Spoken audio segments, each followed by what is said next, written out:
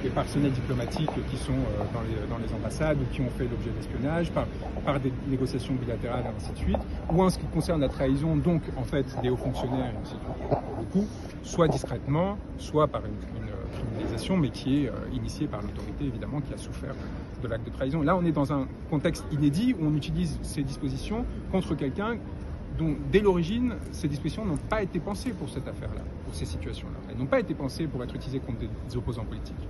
Et théoriquement, elles auraient dû être rédigées, et elles le sont en théorie, donc à voir comment ils vont essayer de glisser l'interprétation pour quand même tenter de l'arracher, pour ne pas être applicable en l'espèce. Et je vous donnerai plus de détails vraiment dans 48 heures, parce qu'à ce moment-là, je pourrais discuter du fond de l'affaire, et je peux vous dire que ça va...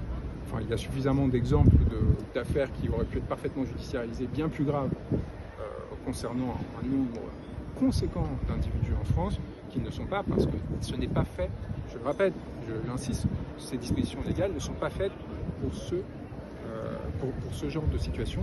Et donc il y a un détournement de la procédure judiciaire, une instrumentalisation de la procédure judiciaire qui m'apparaît flagrante à ce stade. Monsieur Branco, dites-nous, nous Africains et afrodescendants, comment pouvons-nous juridiquement... Je n'ai pas d'instruction... Comment pouvons-nous juridiquement porter plainte contre la France pour qu'elle arrête de traumatiser, d'agresser, de violenter, de stresser les leaders panafricains et les Africains qui osent dire « nous voulons notre souveraineté, nous voulons vivre libre ». Donnez-nous un conseil, juridiquement, comment nous pouvons articuler cette histoire pour que la France entende et arrête de nous pourchasser, de nous tuer, de nous traumatiser. Comment pouvons-nous faire? Un conseil, sans facture. On va finir là-dessus. Moi, à ce stade, j'ai un homme à défendre, un homme qui encourt 30 ans de prison, un homme à libérer, et c'est à chacun, suivant ses orientations idéologiques, selon sa capacité, de faire le nécessaire pour s'assurer que ces situations ne se reproduisent pas et que de façon générale, personne ne puisse craindre. Parce que c'est évidemment le dernier effet qu'on cherche à générer, c'est la crainte, c'est l'intimidation. Ça avait déjà été le cas avec le processus de retrait de nationalité. Pour l'anecdote, j'ai fait l'objet de procédures disciplinaires, je fais l'objet de procédures du barreau de Paris pour avoir défendu Kémy Séba dans cette procédure-là, parce qu'on considère que la comparaison de cette disposition avec d'autres événements de l'histoire n'était pas correcte, c'est inédit. Comme vous savez, les avocats ont le droit à l'immunité dans leurs écritures, c'est quand même un principe fondamental, parce qu'à partir de là, si vous restreignez leurs droits, et donc en fait, cette procédure est initiée sur demande directe du directeur de cabinet du ministre de l'Intérieur. Donc ça vous permet peut-être de répondre de façon contournée à la question de savoir quel est le niveau d'implication des autorités. Si le directeur du cabinet du ministre de l'Intérieur fait poursuivre l'avocat de Kémy Séba, vous pouvez imaginer à quel niveau Kémy Séba est suivi dans le cadre actuel. Je vous remercie. J'ai juste une question. Vous avez dit que ça a commencé, c'est reproché à 2017. C'est la création de l'urgence panafricaine. Il crée des préventions larges pour... vous voyez, comme en plus ils sont en matière criminelle, ils pourraient le faire sur 20 ou 30 ans. Ils essayent de frapper le plus large possible et pour après resserrer sur ce qui les intéresse. Je ne peux pas vous dire plus sur le contenu, encore une fois, à ce stade.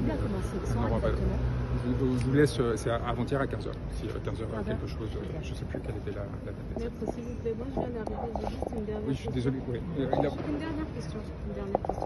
La question, ça veut dire que la France, qui est droit de l'homme, pays de droits de l'homme, des libertés d'expression, de ceci, cela, maintenant, elle change ses lois, elle changerait ses lois pour pouvoir juste arrêter les Africains qui sont dans la politique. Il y a un détournement et une interprétation volontairement excessive de la loi existante afin que quand on ressuscite une procédure et une disposition qui n'a pas été appliquée depuis 60 ans et qui n'avait été appliquée que quelques fois et dans des cadres vraiment très restreints, c'est qu'on est en train de chercher, en train de fouiller dans le moindre espace possible les instruments pour mettre en difficulté. Et alors ça me permet de rajouter un point. Le retrait de nationalité n'était pas une fin, c'était un moyen, parce qu'elle a été initiée selon la documentation qui nous avait été transmise, à l'initiative des services de renseignement de la DGSE spécifiquement.